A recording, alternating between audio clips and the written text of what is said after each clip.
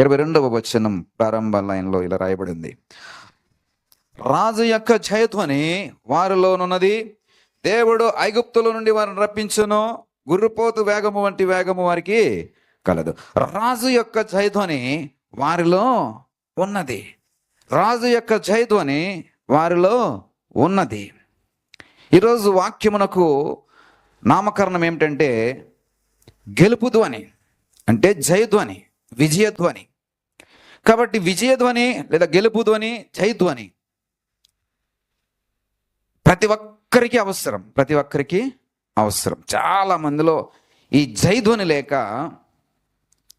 గెలుపు ధ్వని లేక బ్రతుకు జీవుడా అన్నట్టు బ్రతికేస్తున్నారే తప్ప జయధ్వని వారి జీవితాల్లో లేక సరైన ఫలము అందుకోలేకపోతున్నారు, సరైనటువంటి ఫలము అందుకోలేకపోతున్నారు. ప్రియ సహోదరుడా, సహోదరి, ఈ మాట మీకు పంచుకోవాలని చాలా ఆశపడుతున్నాను. దేవుని యొక్క ఆత్మచేత ప్రేరేపించబడి మరి గెలుపు ధ్వని నీలో, నీ జీవితంలో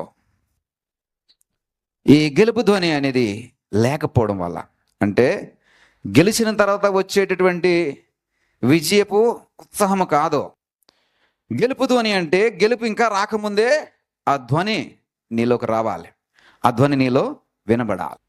మా తాతయ్య అంటే నాకు చాలా ఇష్టం, కానీ నాకు ఒక్క బెంగ ఒకటి ఉంది. ఏమిటా బెంగ అంటే, నేను ఏదైనా బాధపడుతున్నాను, ఏదైనా ఇబ్బంది పడుతున్నాను, ఏదైనా ఒకటి ఎప్పుడన్నా నాకు జ్ఞాపకం వచ్చినప్పుడు నన్ను కదిలించి వేస్తుందంటే కనుక మా తాతయ్య చనిపోయే సమయంలో నేను ఆయన్ని చూడలేకపోయాను. ఎందుకంటే అప్పటికి నేను ఇంకా సెటిల్ కాలేకపోయాను, నాకు సరైనటువంటి స్తోమత లేదు. ఇంకా స్టూడెంట్గా ఉన్న సమయంలోనే మా తాతయ్య చనిపోయాడు. నేను చాలాసార్లు నా భార్యతో అంటాను ఏమిటంటే, మా తాతయ్య అంటే నేను కొంచెం సెటిల్ అయిన తర్వాత కనుక తాతయ్య అప్పటి వరకు బ్రతుకుంటే మా తాతయ్య నేను చాలా బాగా చూసుకునేవాడిని అంటాను. ఎందుకంటే వారి యొక్క సమస్తము మా కొరకు పెడుతూ ఉండేవాడు. ఆయన కష్టమంతా పోగు చేసి మాకు ఇస్తూ ఉండేవాడు. ప్రియ సహోదరుడా, సహోదరి, ఆయన పేరు కృష్ణమూర్తి. ఈ తాతయ్య రెండు చెవులకి రెండు పోగులు ఉంటాయి. అందరూ కూడా ఆ పోగులు కొట్టేయాలని చూసేవారు. ఎందుకని వజ్రాల పొడులతో పోగులు ఉండే కాబట్టి ఆ పోగులు అంటే ఇష్టం. అంటే ఎవరికని ఎటకరంగా కూడా అడిగేవారు, ఇది ఎవరికి ఇస్తావు, ఇది ఎవరికి ఇస్తావు అని చెప్పి. ప్రియ సహోదరు, అంతగా అందంగా ఉండేవి ఆ చెవులకు పోగులు. పాలేరుతనం చేస్తూ ఈ క్రమంలో సంబంధం వస్తే మా తాత వెంటనే ఆ పెళ్లి చూపులు జరుగుతున్నటువంటి ఆ సన్నివేశం నుండి సీరియస్గా లేచుకుని లోపలికి వెళ్ళిపోయి ఒక పాస్పోర్ట్ సైజ్ ఫోటో తీసుకొచ్చాడు. పాస్పోర్ట్ సైజ్ ఫోటో తీసుకొచ్చి ఫోటో చూపించాడు. బండి నడపాలన్నా, కారు నడపాలన్నా వీడే. అతను ఎవరో తెలుసా? నేనే. వీడి తప్ప కారు కానీ బండి కానీ మనలో ఎవ్వరూ నడపలేరు. ఆ స్తోమత, ఆ హోదా, ఆ గొప్పతనం ఎవరికి వస్తుందంటే వీడికి మాత్రమే దక్కుతుందని పాలేరుతనం చేసుకుంటున్నటువంటి మా తాత ఎప్పుడండి, నేను 7-8 తరగతులు చదువుతున్నప్పుడు ప్రవచనం చెప్పాడు. దేవుని స్తోత్రం కలుగును గాక. ఈ సహోదరుడా, సహోదరి, ఊహించడానికి ఏమైనా అవకాశం ఉందండి? పాలేరుతనం, ఆ రైతుల దగ్గర పాలేరుతనం. మా నాన్నమ్మ పాసి పని చేసుకుంటూ 4 ఇళ్ళకి వెళ్ళి పాసి పని చేసుకుంటూ జీవనం సాగిస్తూ కొడుకుని పెంచుకుంటూ, కొడుకేమో తాపి మేస్త్రి అవుతే, ఇలాంటి కుటుంబంలో కారులు, ఏమంటారు, మిద్దులు, మేడలకు వెళ్ళేటువంటి స్థాయి వస్తుందంటే రానే రాదు. అసలు ఊహించడానికి కూడా అవకాశం లేదు. ఎందుకని తర్వాత ఫోటో పెట్టానంటే మా తాతయ్య యొక్క ప్రవచనము నా జీవితంలో నెరవేరింది. అది ఎందుకు పెట్టానంటే విజయానికి చిహ్నం, గెలుపుకి చిహ్నంగా పెట్టాను.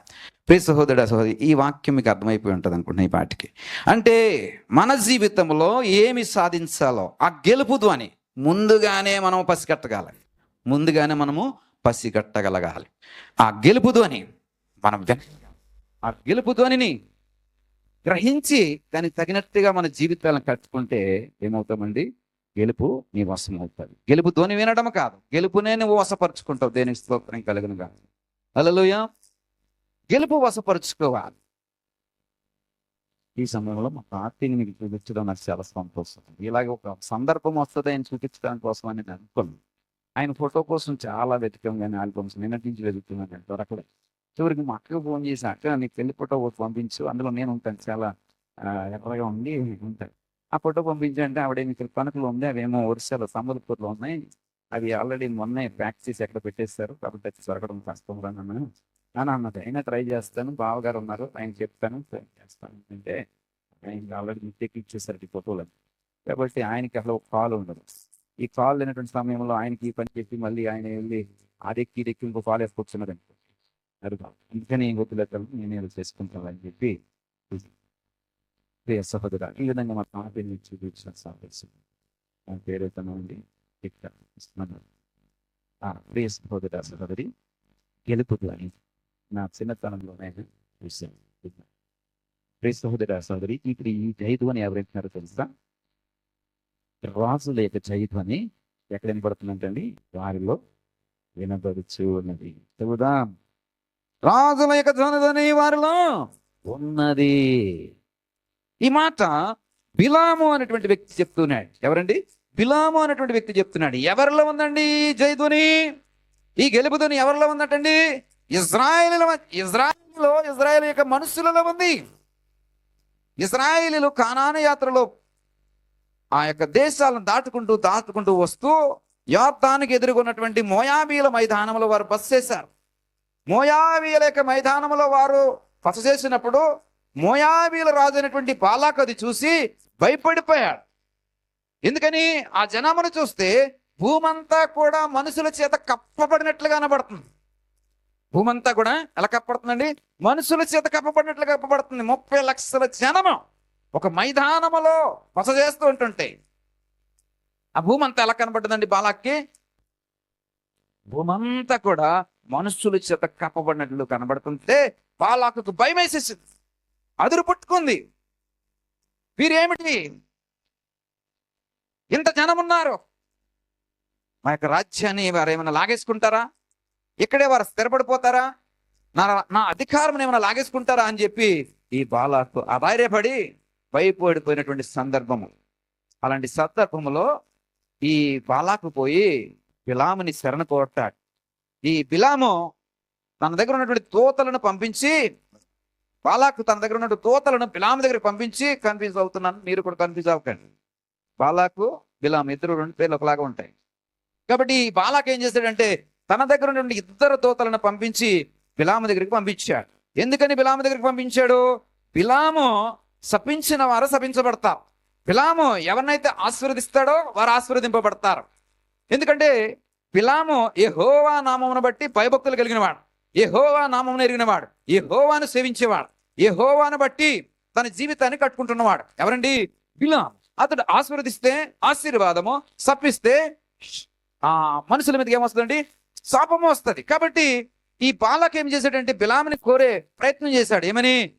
నువ్వు వచ్చి ఈ జనాంగాన్ని శపించమని ప్రాధేయపడతాడు. ఈ జనాలని శపించమంటాడు, ఇక్కడి నుంచి పోయేలాగా వారిలోనికి శాపము తీసుకురమ్మంటాడు. అప్పుడు బిలాము అంటాడు, నేను పోయి యెహోవా సన్నిధిలో అడగకుండా నేను నీకు సమాధానం చెప్పలేను, కాబట్టి నాకు సమయం ఇవ్వని చెప్పి దేవుని సన్నిధిలో మ్రోకరిల్లి దేవుని సన్నిధిలో ప్రార్థన చేసి అడుగుతాడు. ఇప్పుడు యెహోవా దేవుడు అంటాడు ఏమిటంటే, నువ్వు వారి జోలికి పోవద్దు. ఎందుకని?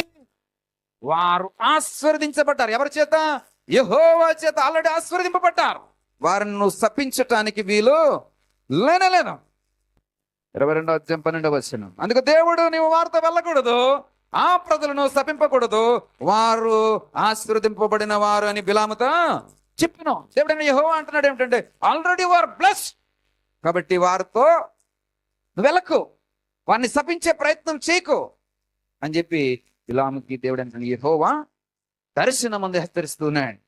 వెంటనే బిలాము వచ్చి తన మనుషులతో చెప్తున్నాడు, ఆ బాలాకు మనుషులతో చెప్తున్నాడు, దేవుడండి యెహోవా వద్దంటున్నాడు, నేను రాలేను, మీరు వెళ్ళిపోండి అని. అంటే ఈ మనుషులు మళ్ళా ఎక్కడికి పోయారండి? ఈ బాలాకు దగ్గరికి పోయారు. ఈ బాలాకు ఎవరని చెప్పానండి? మోయాబీల దేశానికి రాజుగా ఏలుబడి చేస్తున్నవాడు. ప్రియ సహోదరుడు, సహోదరి, ఇప్పుడు ఈ బాలాకు మళ్ళీ ఏం చేశాడంటే ఆ ముందు పంపించినటువంటి తోతల కంటే కూడా అధికారం కలిగి పేరు ప్రఖ్యాతులు కలిగి ఆ మాటకారులైనటువంటి మరొక తోతలను ఎంపిక చేసి మళ్ళా ఎక్కడికి పంపించారండి? బిలాము దగ్గరికి పంపించాడు. బిలాము దగ్గరికి పంపించి ఈసారి చెప్తున్న మాట ఏమిటంటే, దేవుడైనటువంటి యెహోవా ఏం చెప్తాడో చూడండి. బిలాముతో అంటున్నారు, నీ దేవుడైన యెహోవాని అడిగి నువ్వేం చేయాలా? మా దగ్గరకు వచ్చి ఆ జనులను శపించాలి. అలా శపిస్తే నిన్ను మేము సరైన రీతిలో సన్మానించి సత్కరిస్తాం. నీ భయం నిన్నేం చేస్తామంటే సరైన రీతిలో సత్కరించి సన్మానిస్తాం. తగినటువంటి గౌరవాన్ని సత్కారాన్ని నీ కొరకు మేము చేస్తాం. కాబట్టి మాతో పాటు రా అని చెప్పి బిలాముని మళ్ళా కోరడం జరుగుతాయి. అప్పుడు బిలాము మళ్ళీ పోయి, నేను అలా రాలేను, నేను మళ్ళీ దేవుడిని అడుగుతాను, ఈ రాత్రి మీరు బస చేయండి, రాత్రి అంతా కూడా నేను దేవుడి సంఘంలో మాట్లాడతానని చెప్పి దేవుడి దగ్గర పోయి మళ్ళీ అడిగినప్పుడు దేవుడు అంటాడు, మరి వెళ్ళొద్దు, వెళ్ళాలనుకుంటే పో, కానీ నేను చెప్పినట్టు చెయ్యాలి. సరే అని చెప్పి ఆ మాట తీసుకుని వీరి దగ్గరికి వచ్చి అంటాడు, పదండి నేను మీతో పాటు వస్తానని చెప్పి బయలుదేరతాడు. అయితే బయలుదేరతా అంటాడు ఏమిటంటే, నేను వస్తాను కానీ మీరు చెప్పింది నేను చేయను, నా దేవుడైనటువంటి యెహోవా నాతో ఏం చెప్తాడో అదే నేను చేస్తానని చెప్తాను. అయితే ఈ ప్రయాణంలో గాడిదని పట్టుకుని బిలాము పోతున్నప్పుడు గాడిదకు ఎవరు కనబడతారంటే దేవుని యొక్క దూత అడ్డుపడి ఆ గాడిదను ప్రతిఘటించినప్పుడు అది 3 పర్యాయంలో దారి మలుచుకున్నా కానీ ఆ దూత ఆ గాడిదకి ఎదురుగుండా ఉన్నప్పుడు ఇక ఈ బిలాము ఏంటిది ఇలా చేస్తుందని చెప్పి ఒక ఎంత కోపపడుతున్నటువంటి సమయంలో ఈ గాడిద ఏం చేస్తుందంటే బిలాముని పైనుంచి కింద పడేసినప్పుడు ఈ బిలాముకి ఎక్కడ లేని కోపం వచ్చేసి దాన్ని కొట్టినప్పుడు అప్పుడు దేవుడు ఏం చేస్తాడంటే గాడిదకి స్వరమిచ్చి గాడిద చేత మాట్లాడించినప్పుడు గాడిద అంటది, ఇన్ని సంవత్సరాలుగా నీ దగ్గర పనిచేస్తున్నాను కదా, ఇన్ని సంవత్సరాలు ఎప్పుడైనా నేను ఎలా ప్రవర్తించానా అని చెప్పి ఎవరిని అడుగుతారండి? బిలాముని అడిగితే బిలాము కాదు, అలా చీకులు జరగలేదు అని ఆ బిలాము సమాధానం చెప్తాడు. ఆ ఎదురుగా ఎవరు కనబడతారండి? దేవుని యొక్క దూత కనబడతారు. దేవుని యొక్క దూత అంటది ఏమిటంటే, ఒకవేళ 3 పర్యాయములు ఆ గాడిద తన యొక్క మార్గమును మార్చుకుని ఉండకపోతే నిన్ను అక్కడే వేసేసేవాడు, అక్కడే చంపేసేవాడిని, అక్కడే పోయి ఉండేవాడు. ఆ గాడిద వల్లనే నువ్వేమయ్యో ప్రాణం పోకుండా కాపాడబడతావు అని చెప్పి బిలాముతో అన్నప్పుడు బిలాము తన తప్పును తెలుసుకొని తనలో దేవునికి వ్యతిరేకమైనటువంటి పని నేను చేస్తున్నానని గ్రహించి వెంటనే పశ్చాత్తాపడతాడు. ఒకవేళ నేను చేసినది తప్పైతే చెప్పండి, నేను వెంటనే వెనక్కి వెళ్ళిపోతాను అని అన్నప్పుడు దూత అంటది ఏంటంటే, వెనక్కి వెళ్ళొద్దు, వారితోనే వెళ్ళవు. అయితే బాలాకుతో నువ్వేం చేయాలా? నేను చెప్పిన మాటే నువ్వు చెప్పాలి అని బిలాముతో చెప్పినప్పుడు బిలాము వెళ్ళి బాలాకుతో కలుస్తాడు. బాలాక అంటాడు, మనుషుని పంపిస్తుంటే రాలేదు నువ్వు, నీకు నేను సరైనటువంటి సత్కారం చేయలేనని నువ్వు భావిస్తున్నావా? ఆ మాత్రం స్తోమత నాకు లేదా? 22వ అధ్యాయం 37వ వచనం 20వ వచనం చూస్తే, బాలాకు బిలాముతో నిన్ను పిలుచుటకు నేను యొద్దకు దూతని పంపింటిని కదా, నా యొద్దకు నువ్వేలా రాకపోతేవి, నిన్ను గణపరచ సముద్రుడను కానా అంటున్నాడు. అంటే కౌరు పెట్టాం రాలేదు, ఏమి ఆ మాత్రం పూటబోదుని మీకు పెట్టలేమా అంటాం మనం. ఆ మాత్రం మీకు అలా కాదులే, మన చుట్టూ జనం ఉన్నారు అందుకని మనతో 4-5 ఉన్నారు, 4-5 మేము భోజనం పెట్టలేమా, ఆ మాత్రం స్తోమత మాకు లేదా అని చెప్పేసి మనం ఏం చేస్తామంటే గారం చేస్తాం. అండ్ నిజంగా వస్తే వీడు వచ్చాడు ఇంతమంది వచ్చాడు అనుకుంటాం మనసు. అవునండి, వీడు వచ్చాడు, వీడు 4 వేసిన 5 వేసినట్టు అసలు ఇంటికి రాకుండా ఏదో హోటల్లో తినిపోవడం మంచి అందరినీ ఇంటికి వచ్చాడు అనుకుంటాం. అయితే ఫోన్లో చెప్తే ఫోన్ చెప్పినప్పుడు ఏం చెప్తాం ఫోన్లో, ఆ మాత్రం సమర్థత మాకు లేదా, స్తోమత మాకు లేదా, మేము ఆ మాత్రం భోజనం పెట్టలేమా అని చెప్పేసి ఓటని గారం చేస్తాం. నిజంగా వస్తేనేమో తీరుతాం. దేని స్తోత్రం. ఇక్కడ బాలాక కూడా అలాంటి గారమే చేస్తా ఉన్నాడు.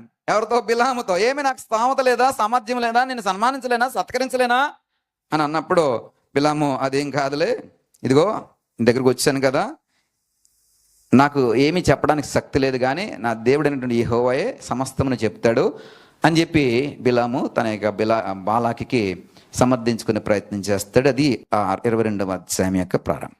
అయితే 23వ వచనం వచ్చేటప్పటికి ఈ బాలాకు బిలాముని తీసుకుపోయి ఆ ఇజ్రాయేలీలో ఉన్నటువంటి ప్రాంతాన్ని చూపించి, ఇదిగో ఇజ్రాయేలీలు అని చెప్పి ఆ ఇజ్రాయేలీలకు శాపము వచ్చేలాగా మాట్లాడమని బిలాముతో అంటున్నప్పుడు బిలాము అంటాడు, నా దేవుడైనటువంటి యెహోవా ఏమి చెప్తే నేను అదే చెప్తాను, అంతకుమించి నేను ఏమి చెప్పచాలను. కాబట్టి నా దేవుడైనటువంటి యెహోవా నేను వెళ్తున్నప్పుడు నాకు ఎదురవుతాడేమో అని, ఆయన ఎదురైనప్పుడు నాకు ఏమి చెప్తాడో అదే నేను పలుకుతానని చెప్పి బిలాము అన్నప్పుడు సరిపోమని చెప్తే బిలాముకి ఆ ఇజ్రాయెల్ జనాందరికి వెళ్తున్నప్పుడు ఆ దేవుడైనటువంటి యెహోవా బిలాముకి దారిలో ఎదురవుతాడు. ఎదురయ్యి ఆ నోట ఏముంచో బిలాము ఇజ్రాయెల్ని దీవిస్తూ మాట్లాడుతున్నాడు, ఉపమాన రీతిగా మాట్లాడుతాడు. దేవుడు ఏది చెప్పాడు అదే మాట్లాడుతున్నాడు. ఈ క్రమంలో బాలాకి ఏమైంది? బాధ కలిగింది, కోపం వచ్చిందరే, నేను ఎందుకు తీసుకొచ్చాను, నువ్వు చేస్తున్న పని ఏమిటి, నేను తీసుకొచ్చిన ఉద్దేశం ఏమిటి, ఇజ్రాయెల్ని శపించాలని, కానీ నువ్వు చేస్తున్న పని ఏమిటంటే ఇజ్రాయెల్ను దీవిస్తూ ఉన్నావు అని అన్నప్పుడు బిలాము అంటాడు, నా దేవుడైనటువంటి యెహోవా ఈ మాట ఏదైతే చెప్తాడో అదే కదా నేను చెప్పాలి. నువ్వు చెప్పినట్టుగా చెప్పమంటే అది కుదరదు కదా, నా దేవుడు చెప్పిన మాటే నేను చెప్తాను. సరే, ఇంకొక ప్రదేశానికి తీసుకుపోతా, ఇజ్రాయేలులో కనబడేటువంటి ఇంకొక ప్రదేశానికి తీసుకెళ్ళిపోతా. అక్కడికి వెళ్తే వాళ్ళ ముఖాలు కనబడవు. ఏం కనబడతాయి? వారి యొక్క వెనక భాగమే కనబడుతుంది. కాబట్టి వారిని చూసి నీకు బహుశా నా వాళ్ళు లేకపోతే నా యెహోవా జనం అనేటువంటి ఫీలింగ్ రాకపోవచ్చు. కాబట్టి వెనక నుండి చూసి వారిని ఏం చేయాలి? నువ్వు శపించాలి అని చెప్పి మరొక ప్రాంతానికి తీసుకుపోతాడు, మరొక చోటకి తీసుకెళ్ళిపోతాడు. తీసుకెళ్ళి ఆ బిలాము అంటాడు, ఇప్పుడు వెళ్ళి యెహోవా నీకు ఏం మాట్లాడుతున్నాడు విని దాని ప్రకారం చేయమని అన్నప్పుడు మళ్ళీ దేవుడు ఎవరికి ప్రత్యక్షమవుతాడండి? బిలాముకి ప్రత్యక్షమవుతాడు. బిలాముకి ప్రత్యక్షమైనప్పుడు బిలాము దేవుని యొక్క మాట విని దేవుడు బిలాము నోట ఏ మాట ఉంచాడో ఆ మాట మళ్ళా ప్రకటన చేస్తాడు. ఆ మాటే ఈరోజు వాక్యం. ఏంటంటే మాట? రాజు యొక్క జయధ్వని వారిలో ఉన్నది. దేవుడు ఐగుప్తులో నుండి వారిని రప్పించెను, గుర్రపోతు వేగం వంటి వేగము వారికి కలదు. ఇప్పుడు అంటున్నాడు వాళ్ళని శపించమంటే ఏమంటున్నాడండి? రాజుల యొక్క ధ్వని వాళ్ళకి కనబడుతుందంట. ఎక్కడండి? వారు యుద్ధం చేశారా? లేనే లేదు. వారు ఏమి యుద్ధాన్ని ప్రకటిస్తున్నారా? లేనే లేదు. వారేమి కత్తులు, బాణములు, బల్లెములు, ఈటలు పట్టుకున్నారా? లేనే లేదు. డాల్ని పట్టుకున్నారా? లేనే లేదు. కానీ ఏం కనబడుతున్నట్టండి? ఏమి కనబడుతున్నట్టండి? రాజుల యొక్క జయధ్వని. ఎవరికి? బిలాముకి రాజుల యొక్క జయధ్వని. ప్రియ సహోదరుడా, సహోదరి, ఇప్పుడు వారి యొక్క స్థితి ఎలా ఉందంట? దేవుడు ఐగుప్తుల నుండి వారు రప్పించినప్పుడు గురుపోతు వేగం అంటే వేగము వారికి కలదు. అక్కడి నుంచి వచ్చేటప్పటికి వాళ్ళు ఎలాగున్నారంటే ఆ వేగవంతమైనటువంటి మనుషులుగా మార్చబడ్డారంట. నిజానికి వారి యొక్క స్థితి ఎలా ఉంటుందంటే మీకా గ్రంథం 5వ అధ్యాయంలో రాయబడి ఉంటుంది. బెత్లెహేమా ఎఫ్రాయిము అని తీయాల. 5వ అధ్యాయం 3వ వచనం అనుకుంటా, చదవండి. కాబట్టి పైన ఇంకా 2వ వచనం చదవండి. బెత్లెహేమా ఎఫ్రాతా యోదా వారి కుటుంబములలో నువ్వు స్వల్ప గ్రామమైనను నా కొరకు నా ఇజ్రాయేలీలను ఏలబోవాడు. ఏంటంటే నా లేఖన సారాంశం ఏమిటంటే అక్కడ కాదు, స్వల్పమైనటువంటి ఎఫ్రాయిం బెత్లెహేమా హెఫ్రాయిమా స్వల్పమైనటువంటి దానా అంటున్నాడు. అంటే వారి యొక్క స్థితి నిజానికి చాలా స్వల్పమైనటువంటి స్థితి. కానీ దేవుడు వారిని ఎలా మార్చివేశాడటండి? గుర్రుపోతు వేగము వంటి వేగము కలిగిన వారిగా మార్చివేశాడు. వీరి యొక్క స్థితి మనం చూస్తే కనుక చాలా బలహీనమైన స్థితి. ఎలాంటి స్థితి? హోషేయ గ్రంథము 13వ అధ్యాయం 13వ వచనం చూస్తే కనుక ప్రసూతి వేదనలు కలిగినట్టుగా అతనికి వేదన పుట్టును, పిల్ల పుట్టు సమయమున బయటికి దాన్ని శిశువైనట్టుగా అతడు బుద్ధి లేనివాడే రాడు. ప్రియ సహోదరుడా, సహోదరి, మాట ఎవరి కోసం చెప్పబడుతుందంటే ఎఫ్రాయిము యొక్క దోషము నా యొద్ద ఉంచబడి ఉన్నది, దాని పాపము భద్రము చేయబడి ఉన్నది. నిజానికి ఈ వీరి యొక్క స్థితి ఎలా ఏం చేశాడంటే దేవుడు భద్రము చేసి ఉంచాడట. వీరి యొక్క స్థితి చూస్తే కనుక ఎలాగుందంటే ప్రసూతి వేదనలు కలిగినట్టుగా అతనికి వేదన పుట్టును, పిల్ల పుట్టు సమయమున బయటికి రాని శిశువు అయినట్టుగా అతడు బుద్ధి లేనివాడాయను. ప్రియ సహోదరుడా, సహోదరి, ప్రసూతి వేదన కలిగినప్పుడు ఏం పుడుతుంది అంటే వేదన పుడుతుంది కదా. ఆ వేదన అంటే దాన్ని ప్రసవ వేదన అంటారు. ఆ పిల్ల పుట్టు సమయానికి ఆ శిశువు లోపల రాకపోతే, ఆ శిశువు లోపల నుంచి బయటికి రాకపోతే ఏముండదండి? వృద్ధి ఉండదు, అభివృద్ధి ఉండదు. ప్రియ సహోదరుడా, సహోదరి, నీ జీవితంలో, నా జీవితంలో, మనందరి జీవితంలో మనము ఎప్పటికప్పుడు పరిశీలన చేసుకోవాలి. ప్రోగ్రెస్ రిపోర్ట్ అంటారు. ప్రోగ్రెస్ రిపోర్ట్ అంటే ఏంటంటే ఈ పిల్లలు చదువుతూ ఉన్నప్పుడు ఆ స్కూల్ నుండి ప్రోగ్రెస్ రిపోర్ట్ పంపిస్తారు.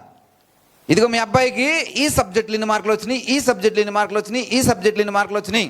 కాబట్టి మీ పిల్లవాడు బాగున్నాడు, ఏ గ్రేడ్లో ఉన్నాడు, బి గ్రేడ్లో ఉన్నాడు, లేదా సి గ్రేడ్లో ఉన్నాడు, లేకపోతే ఏ++ గ్రేడ్లో ఉన్నాడు అని చెప్పి ప్రోగ్రెస్ రిపోర్ట్ పంపిస్తారు. ఈ ప్రోగ్రెస్ రిపోర్ట్ చూసి మనం ఏం చేయాలా? బాగా చదువుతుంటే ఇంకా ఎంకరేజ్ చేయాలి, బాగా చదవకపోతే ప్రత్యేకమైన శ్రద్ధ తీసుకుని ఆ బిడ్డడికి ఎందులో తక్కువ మార్కులు వస్తున్నాయో, ఏ విషయంలో విఫలమైన మార్కులు వస్తున్నాయో, ఎందులో పేలవంగా ఉన్నాడో చూసి దాని కొరకు మనమే చెప్పడమో, లేకపోతే ట్యూషన్లు పెట్టించడమో, లేకపోతే స్పెషల్గా ఆ శ్రద్ధ తీసుకుని ఆ కుర్రవాడికి, ఆ విద్యార్థికి లేదా ఆ స్టూడెంట్కి ఏం చేయాలంటే మనము తర్ఫీదు చేయాలి, శిక్షణ ఇవ్వాలి. అప్పుడు మళ్ళీ నెక్స్ట్ ఎగ్జామ్కి ఏమవుతాడండి? ప్రోగ్రెస్లోకి వెళ్తాడు. ఇంతకుముందు 30 మార్కులు వస్తాయి, ఇప్పుడు ఏమో రావాలండి?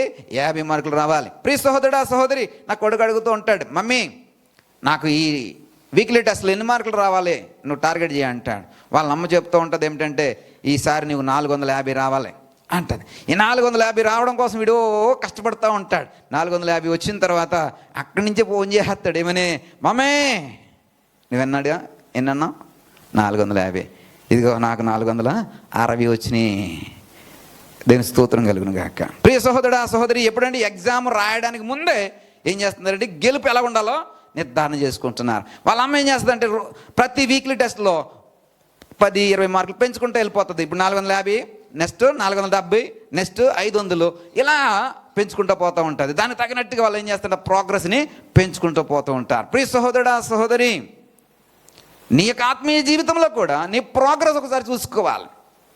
ఇంకా ఆ శిశువు గర్భంలో ఉన్నప్పుడు బయటకు వచ్చిన తర్వాత ఎదగకపోతే ఆ శిశువు ఏమై ఉన్నట్టండి, వృద్ధి చెందినట్ట కానే కాదు. ప్రియ సహోదరుడా సహోదరి, నీకు ఎంత వాక్యం చెప్పినా నీ బ్రతకాలుగా ఉందనుకోండి, నువ్వు ఆత్మీయంగా అభివృద్ధి చెందుతున్నట్టండి లేదా అభివృద్ధి చెందుతలేనట్టే. ప్రియ సహోదరుడా సహోదరి, దాన్ని బట్టి మేము దుఃఖిస్తూ ఉంటాం, దాన్ని బట్టి వేదన చెందుతుంటాం. ఎంత చేసినా వీరు ఇలాగే ఉంటారు, ఎంత చెప్పినా ఇలాగే ఉంటారు, ఎంత చెప్పినా ఈ క్రమశిక్షణ మారదు, ఎంత చెప్పినా వీళ్ళ బ్రతుకులు మారు అని చెప్పి బాధపడుతుంటాం, కన్నీరు పెట్టి ప్రార్థన చేస్తాం, దేవుని సన్నిధిలో గోజాడుతూ ఉంటాం. ప్రియ సహోదరుడా సహోదరి, ఆ సేవకుడికి అలాంటి వేదన మీరు కలగజేస్తూ ఉంటారు. ప్రియ సహోదరుడా సహోదరి, చేతులెత్తి దండం పెట్టి చెప్తూ ఉన్నాను ఏమిటంటే, అలాంటి ప్రసవ వేదన మాకు ఇక్కడ మేము ఆల్రెడీ మిమ్మల్ని తయారు చేయాలని, ప్రోగ్రెస్ ఇవ్వాలని, మీ జీవితంలో ఆశీర్వాదాలు ఇవ్వాలని, అప్గ్రేడ్ అవ్వాలని, ఇంకా అభివృద్ధి చెందాలని, ఇంకా ఆ స్థాయికి వెళ్ళాలని, గెలుపుతోని మీ జీవితంలో మీరు చూడాలని ఆశపడుతూ ఈ సంఘాన్ని ప్రయాసపడి కడుతున్నాం. ప్రియులారా, తుది శ్వాస ఆయన సన్నిధిలో విజయం చూడాలని. ప్రియ సహోదరుడా సహోదరి, మన వైజాగ్ మాస్టర్ గారిని తీసుకెళ్ళాం నోవటెల్లో గెట్ టుగెదర్ పెట్టాం. వైజాగ్, రాజమండ్రి, కాకినాడ, శ్రీకాకుళం ఇలాంటి అందరినీ డాక్టర్స్ అందరి నుంచి మించి ఒక 100 మంది డాక్టర్ల పైనే అక్కడ గెట్ టుగెదర్ పెట్టాం. గెట్ టుగెదర్ పెట్టి వైజాగ్ మాస్టర్ నాకు రోజు సువార్తకు తీసుకెళ్తున్నాడు. ఆయన నాతో పాటు ఉండి నన్ను సాయంత్రం 5 అయ్యేటప్పటికి ఫోన్ చేసి, సార్ పలానా చోట నన్ను వచ్చేస్తారంటే నేను రోజు ఆయనతో కలిసి సువార్త చెప్పడానికి పోతున్నాం, ఇంటింటికి పోతా ఉన్నాం. కాబట్టి ఆయనకి ఒకసారి ఈ అనుభవాన్ని ఒకసారి చూపిద్దామని చెప్పి ఆయన్ని స్పెషల్గా ఇన్వైట్ చేసి తీసుకెళ్ళా. ఆ నోవెటల్లో ఆ ప్రోగ్రాంలో ఆ స్థితి అంతటిని చూసి ఎంతో సంతోషించి అయిపోయిన తర్వాత అంటున్నారు ఆయన, నేను ఎప్పుడు ఇలాంటిది చూడలేదండి, ఎప్పుడు ఇలాంటి చోటకి రాలేదండి, ఎప్పుడు ఇలాంటి భోజనముని చేయలేదండి, ఇలాంటి వాతావరణం నేను ఇప్పటి వరకు చూడలేదండి. మీరు ఎంత స్థాయి ఉండి, ఎంత హోదా ఉండి, ఎంత పలుకుబడి ఉండి, ఎంతగా దేవుని కొరకు ప్రయాసపడుతున్నారండి అని చెప్పి అతని యొక్క బాధను చెప్పాడు. ఈరోజు రాలేదు, వారి భార్యకి ఆపరేషన్ జరిగింది, దానికోసమేమో అనుకుంటున్నా.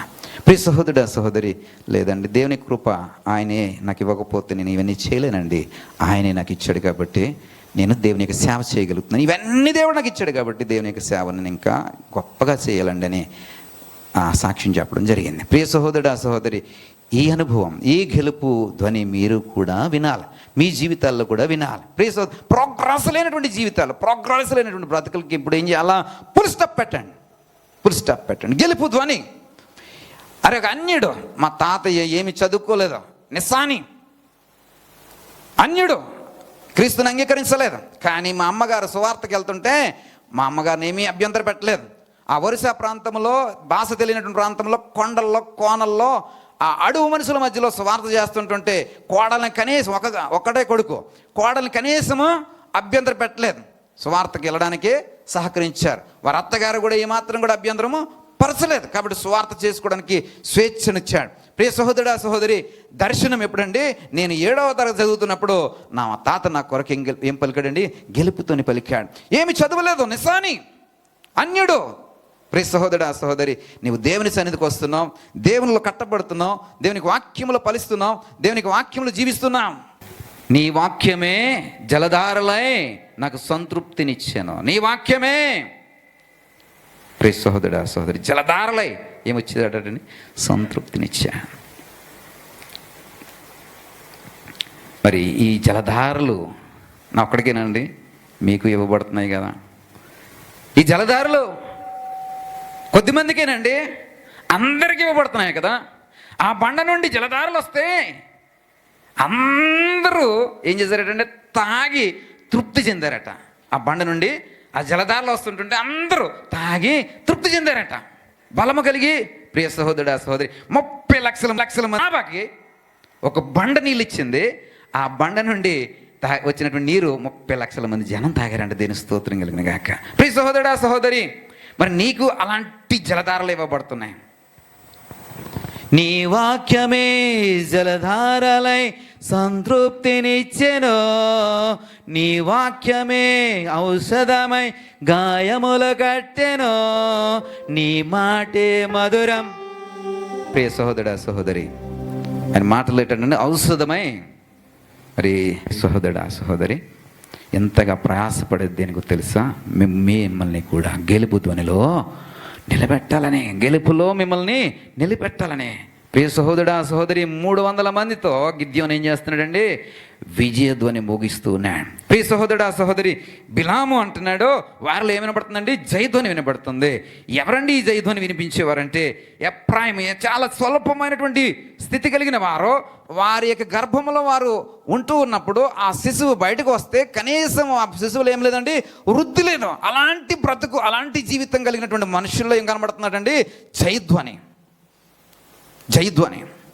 ప్రియ సహోదరుడా సహోదరి, బిడ్డడు ఏమవ్వాలండి? ప్రసవ వేదనప్పుడు బయటికి ఖచ్చితంగా రావాలి. ఒక సర్టెన్ పీరియడ్ మాత్రమే ఆ బిడ్డకి తల్లి నుండి ఆక్సిజన్ అందుతుంది. తర్వాత ఇంకా అందదు. తర్వాత ఏమవ్వాలా? ఆక్సిజన్ అందకపోతే మరణమే. ప్రియ సహోదరుడా సహోదరి, పోన్లే పుట్టాడు అనుకుంటే ఏం లేదటండి, వృద్ధి లేదంట. అక్కడే ఉంటున్నాడో అభివృద్ధి లేదంట, ఏ విధమైనటువంటి గ్రోత్ లేదంట. ప్రియ సహోదరుడా సహోదరి, బాల్యం నుండి వాడు ఏమవ్వాలండి? ఇలాగా పుట్టిన తర్వాత వాడు ఏం చేయాలా? ఆటలాడాలా, తర్వాత పాకాలా, తర్వాత పట్టుకుని నడవాలా, తర్వాత ఏమవ్వాలండి? పరిగెట్టాలా, తర్వాత గంతులు వేయాలా, తర్వాత ప్రియ సహోదరుడా సహోదరి వాళ్ళ అమ్మని నాన్నని ఏడిపించవలసిన రీతిలో ఏడిపించాలా. ప్రియ సహోదరుడా సహోదరి, ఇన్ని చేస్తే వాళ్ళు ఏమన్నట్టండి? ఏదో నన్ను ఏడిపిస్తున్నారు మీరు, ఎలాగా? ఎదగకుండా. ప్రియ సహోదరుడా సహోదరి, ఎదగాలి. ఎదగాలండి? ఒక బిడ్డడు జన్మించిన తర్వాత ఎలాగ ఎదుగుతాడో అలా ప్రోగ్రెస్ కనబడాలి. ఒక స్టూడెంట్కి ప్రోగ్రెస్ లేకపోతే స్టూడెంట్ యొక్క టీచర్ ఏం చేస్తారండి? తిడతారు, కొడతారు, తీర్చిదిద్దే ప్రయత్నం చేస్తారు. తల్లిదండ్రులు కౌరు పెడతారు. ఒకసారి రండి, పేరెంట్స్ మీటింగ్ పెడుతున్నారు, రండి ఒకసారి అని చెప్పి మనల్ని కూర్చోబెట్టి ఏమంటారు? మీ అబ్బాయి ఇలా చదువుతున్నాడు, అలా చదువుతున్నాడు, ఇందులో మార్కులు తక్కువ వస్తున్నాయి, మీరు స్పెషల్గా కొంచెం శ్రద్ధ తీసుకోండి అని టీచర్ మనకు చెప్తారు. అప్పుడు మనం ఏమంటాం తెలుసా? మీరు ఎందుకున్నారు? మనం ఏమంటామండి టీచర్ని? మరి ఇన్ని వేలు ఫీజు కడుతున్నామో మరి మీరు ఎందుకున్నారో అంటాం మనం. మన యొక్క స్వభావం అది. ప్రియ సహోదరుడా సహోదరి, మనం ఏం చేయాలా? ఎస్, టీచర్ చెప్పిందని తీసుకుని ఏం చేయాలా? మనము శ్రద్ధ పెట్టాలి. దేని స్తోత్రం కలుగును గాక. మన చిన్నపిల్లడి గురించి వాక్యం చెప్పాను, ఎవరి బర్త్డే? మనిషి గురించి. అప్పుడు నా భార్య అంది ఇంటికి వెళ్ళిన తర్వాత నేను చాలా విషయాలు నేను తీసుకున్నానండి. చాలా విషయాలు వాక్యం నుండి తీసుకున్నానండి. ప్రియ సహోదరుడా, ఏమైనా నీకు బాగానే ఉంది కదా, నువ్వు అన్నీ బాగానే చేస్తున్నావు కానీ లేదు కొన్ని తీసుకున్నానండి, అవన్నీ కూడా నేను ఇంప్లిమెంట్ చేస్తానండి అంటుంది. దేవుని స్తోత్రం కలిగిన గాక. ఎంతమంది తీసుకున్నారు వాక్యమా? తల్లి చాటు కొడుకు అనే వాక్యాన్ని ఎంతమంది తీసుకున్నారు? ప్రియ సహోదరుడా సహోదరి, బిలాము ఏమంటున్నాడండి? వారిలో గెలుపుతో వినిపిస్తుంది. అప్పటికి ఇంకా వారి యుద్ధం ప్రకటించలేదు. వారు చూస్తే జనాభాకి అధికమైనటువంటి జనాభాగా కనబడుతున్నారు, కానీ వారిలో ఏమి లేదండి, ఏ విధమైనటువంటి అభివృద్ధి లేనటువంటి వారు, ఏ విధమైనటువంటి ప్రియ సహోదరుడు సహోదరి, వారి గురించి వారు మాట్లాడినటువంటి మాటలు చూస్తే వెంటనే 24వ వచనం ప్రారంభ వచనంలోనే వారి యొక్క బుద్ధి బయటపడినట్టుగా చూస్తాం. ఆ బుద్ధి వెంటనే వారు ఏం చేస్తారంటే మోయాబీలతో వారు సాంగత్యము చేసినట్టుగా మనం చూస్తాం. ప్రియ సహోదరుడు 25వ వచనం ప్రారంభ వచనంలో చూస్తే, ఇశ్రాయేలీయులు సిత్తీయులతో దిగి ఉండగా ప్రజలు మోయాబురాండతో వ్యభిచారము చేయసాగారు. అలాంటి దుర్మార్గమైనటువంటి నడవడి కలిగిన వారు. ఎన్నిసార్లు వాక్యం చెప్పినా, ఎంతసారి మనం బ్రతిమాలినా, ఏ విధమైనటువంటి హెచ్చరికలు చేసినా, ఎంతసార్లు బ్రతిమాలినా ఎలా ఉంటుందండి? మరలా అదే రిపీట్ చేస్తూ ఉంటాం. ప్రియ సహోదరుడు సహోదరి, బిలాము ఏం చెప్తున్నాడండి? వారిలో యుద్ధధ్వని, జయధ్వని, రాజు యొక్క జయధ్వని వారిలో ఉన్నది. కాబట్టి వారిని మేము ముట్టుకోవడానికి వీల్లేదు, వారిని మనం తాకడానికి వీల్లేదు, వారి జోలికి పోవడానికి వీల్లేదు. వెంటనే ఎక్కడ లేని కోపం వచ్చేసింది. ఎవరికి? బాలాక్కి వచ్చేసి, అసలు నేను ఎందుకు పిలిచాను? నువ్వు చెప్తున్న మాట ఏంటి? నేను చెప్పమన్న మాట ఏంటి? నువ్వు చెప్తున్న మాట ఏమిటి? అప్పుడు అంటున్నాడు బిలాము, నేను ముందే చెప్పాను కదా, నీ యొక్క దూతల నా దగ్గరికి వచ్చినప్పుడు నేను చెప్పమన్న మాట నా మనసులో వచ్చిన మాట నేను చెప్పను. నా దేవుడైన యెహోవా ఏ మాట అయితే చెప్పమంటాడు ఆ మాట నేను చెప్తాను. నీ దూతలతో కూడా చెప్పాను. నేను నీ దగ్గరకు వచ్చినప్పుడు కూడా అదే మాట చెప్పినప్పుడు మళ్ళా నీకు నచ్చినట్టుగా నన్ను చెప్పమని ఎలా అడుగుతావయ్యా అని చెప్పి బిలాము ప్రత్యుత్తరం ఇస్తాడు. త్రోవకు వెళ్ళాను. ప్రియ సహోదరుడా సహోదరి, ఇక్కడ ఏం కనబడుతుందండి? జయధ్వని. వారు ఇంకా యుద్ధము చేయలేదో, ఇంకా ఏ విధమైనటువంటి యుద్ధము ప్రకటన చేయలేదో, యుద్ధ సంబంధమైనటువంటి వాతావరణం అక్కడ ఏమీ లేనలేదో, కానీ ఏం కనబడుతుందంటే జయధ్వని. వారు గెలవబోతూ ఉన్నారు. ఏప్రిల్ రాసిన పత్రిక 11వ అధ్యాయం 33వ వచనం. ఏప్రిల్ రాసిన పత్రిక 11వ అధ్యాయం 33వ వచనం. వారి విశ్వాసమును బట్టి రాజ్యములను జయించిరి, నీతి కార్యములను జరిగించిరి, వాగ్దానములను పొందిరి, సింహముల నోలను మూసిరి, అగ్ని పర్వతములను చల్లార్చిరి, బలపరచబడితిరి, అన్యుల శాలను ప్రాణదోలిరి,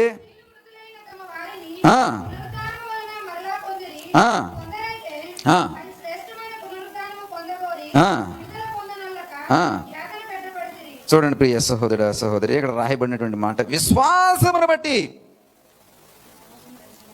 ఎస్ ప్రియ సహోదర సహోదరి, వారి యొక్క స్థితి మనం చూస్తే గనక స్వల్పమైనదే, కానీ వారి యొక్క గెలుపుతోని దేనిని బట్టి చూస్తున్నారండి? వారు విశ్వాసమును బట్టి చూస్తున్నారు.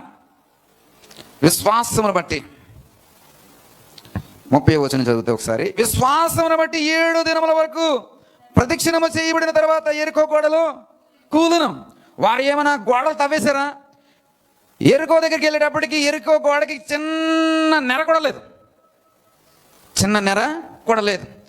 లేకపోతే అరే అది బాబాలు ఆల్రెడీ పడిపోవడానికి రెడీగా ఉన్న గోడ, అందుకే పడిపోయిందని అనడానికి చిన్న నెర కూడా లేదు. అది చాలా బలిష్టమైనటువంటి గోడ అని మొన్నే వాక్యంలో చెప్పాను. రాహాబు అనేటువంటి వాక్యంలో చెప్పాను. రాహాబు అనే వాక్యం ఏ రోజు చెప్పాను? స్పెషల్ ఫ్యామిలీ ప్రేయర్ మీటింగ్లో చెప్పాము. నేను స్తోత్రం. ఆ వాక్యము విన్నటువంటి ఒక అన్యుడు బెంగళూరు నుంచి ఒక వ్యక్తి ఫోన్ చేసి, సార్ ఆ వాక్యం చాలా బాగుందండి, నన్ను మోటివేట్ చేస్తుందండి అన్నాడు. నీకు మంచిది, నిన్ను మోటివేట్ చేస్తుంది, మా సంగతులు నన్ను మోటివేట్ చేయదురామని చెప్పాను. ప్రియ సహోదరుడు సహోదరి, మోటివేట్ అవ్వాలా? వాడు నన్ను చాలా మోటివేట్ చేసిందండి. ఇది అన్యుడు, ఎప్పుడు చచ్చిపోయినటువంటి అనుభవం లేదు, అతడు చెప్తున్నటువంటి మాట. ప్రియ సహోదరా, మరి నువ్వు సంఘంలో ఉండి డైరెక్ట్గా ఈ వాక్యం వింటూ నువ్వేవాలా? ఇంకా ఎక్కువ మోటివేట్, ఇంకా ఎక్కువ ప్రోగ్రెస్ చూపించాలి, ఇంకా ఎక్కువగా ఆత్మీయలో కష్టపడాలి. ప్రియ సహోదరుడా సహోదరి, విశ్వాసమును బట్టి వారి దగ్గర ఏ విధమైనటువంటి దాడి చేయలేదు, దాన్ని కూలగొట్టే ప్రయత్నం చేయలేదు. కానీ వారి దగ్గర ఏ ఆయుధం ఉందండి?